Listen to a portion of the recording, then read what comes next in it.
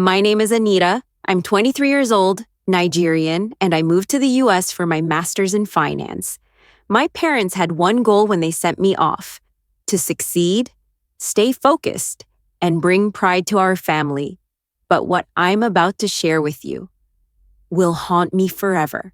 It started off normal. I was doing well in school, already offered a job at a top investment firm before I even graduated. I had my own small place just outside the city, and I shared it with Tara, my closest friend from university days back in Nigeria. We did everything together. She knew all my secrets, or so I thought. I met Austin at a mutual friend's game night. I remember it so clearly. He walked in like he owned the air. 6'6", dark-skinned, perfectly lined fade, the kind of body sculpted like he was handpicked by God for chaos. I later found out he was once a star college basketball player, but a busted knee ended that dream. So now he was modeling and charming every woman in his path. At first he ignored me. That was the trick. While other guys would compliment or offer drinks, Austin just watched. Quiet, dangerous, a smirk here and there, but never too much. It was a challenge. And I fell for it. Hard. We started dating a month later. And at first, it felt like heaven. He listened. He remembered things. He would rub my feet after long days and say things like, "Your mind is so powerful, I'm just trying to keep up." I thought I had hit the jackpot. Even Tara noticed. "He really loves you, babe. I've never seen you smile this much." And then the cracks began. Rent. That was the first excuse. He sat me down one evening and told me he'd been scammed by a roommate and was behind on rent. Just $1,500. "I'll pay you back in 2 weeks, tops. I have a campaign check clearing soon." I hesitated, but then he kissed my forehead and whispered, "You take care of me in ways I've never felt before. I won't forget this." I wired it, and 2 weeks later, when I asked about it, he laughed. "Baby, I told you it's clearing. Don't act like those uptight finance girls at your job. You're different." I ignored the sting.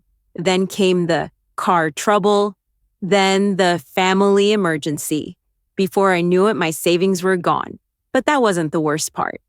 One day, I came home early from work. My boss had given me time off because she said I seemed off my game. I didn't know what that meant until I walked into my apartment and heard laughter from my bedroom. I froze. It was Tara's voice, and Austin's. I pushed the door. They were half-dressed. Her bra was on the floor.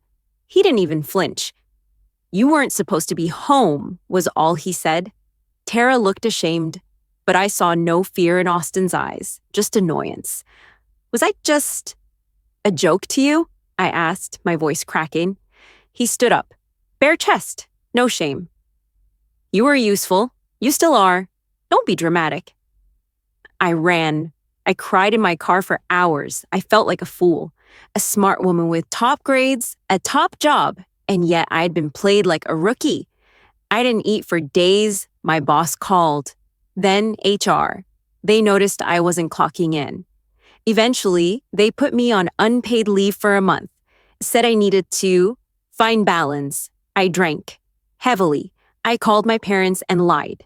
Said work was busy. Said I was fine. But I wasn't. Then one day, I found an old sticky note on my fridge that said, "You've survived worse, queen. Keep going." It was from Tara. Before she betrayed me, I don't know why, but that stupid note triggered something in me. Maybe it was the audacity.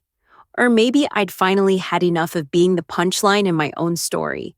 Whatever it was, I took a loan from my parents, called them in tears, humiliated, broken, but determined. They were disappointed, of course, but I didn't tell them everything, just enough to get their support. I promised I'd pay them back. I meant it. I moved out of that apartment the same week. Packed my bags while Tara was at work. Didn't say a word. I found a tiny studio apartment in a rougher part of town. It wasn't much, just a bed, a stove, and peeling paint. But it was mine. No more shared walls with secrets. No more lies sleeping in the next room. Those first few weeks were the hardest. The silence was deafening. The fridge hummed louder than my thoughts. I cried so much I started leaving tissues beside my pillow like they were part of the decor.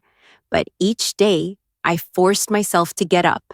I made a schedule, morning walks, therapy twice a week, journaling. I started going to a support group for alcohol recovery. It was raw, vulnerable, but I needed it. Hearing other women talk about how they clawed their way out of darkness reminded me that healing wasn't linear and that relapsing didn't mean failure. Meanwhile, Austin's modeling career was taking off. I couldn't escape his face, magazine covers, Instagram ads, even bus stop billboards. His smile haunted me.